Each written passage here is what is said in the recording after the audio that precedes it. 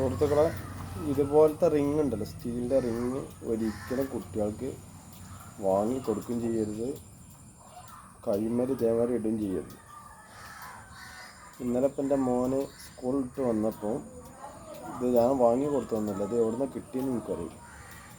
ഇതാരോ കൊടുത്ത് ഓനത് വിരലിലിട്ട്, മോതിര വിരലിലിട്ടാണ് വന്നത്.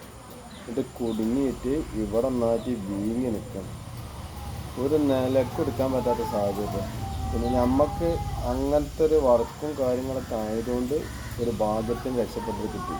ഇതിൻ്റെ അഗ്രഭാഗം ഉണ്ടല്ലോ, ഇത് ഭയങ്കര മൂർച്ചയുള്ള, രണ്ട് സൈഡും നല്ല മൂർച്ചയാണ്. പോരാത്തത് ഇരുമ്പും അല്ല അലുമിനിയം അല്ല, ഇത് സ്റ്റീലാണ്. സ്റ്റീൽ നമ്മൾ വിചാരിച്ച മാതിരി കട്ടിംഗ് ബ്ലേഡ് കൊണ്ടോ ആക്ഷൻ ബ്ലേഡ് കൊണ്ടൊന്നും അത്ര പെട്ടെന്ന് മുറിച്ചെടുക്കാൻ പറ്റുന്ന ഒരു സാധനവുമല്ല.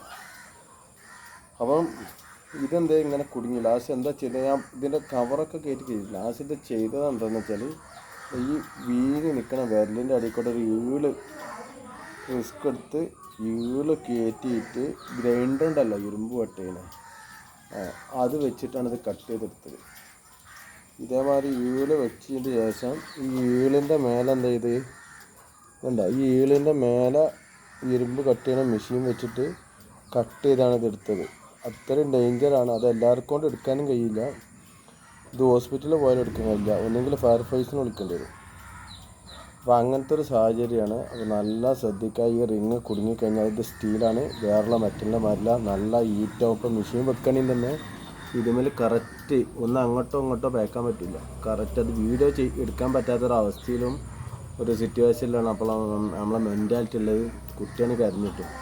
അപ്പോൾ ആ കോലത്തിൽ ഇത് നമ്മൾ എന്തത് വളരെ സേഫായിട്ട് ഒന്നും സംഭവിക്കാതെ കട്ട് ചെയ്ത് എടുത്ത റിങ്ങാണിപ്പോൾ. ഈ റിങ് ഇതണ്ടാ,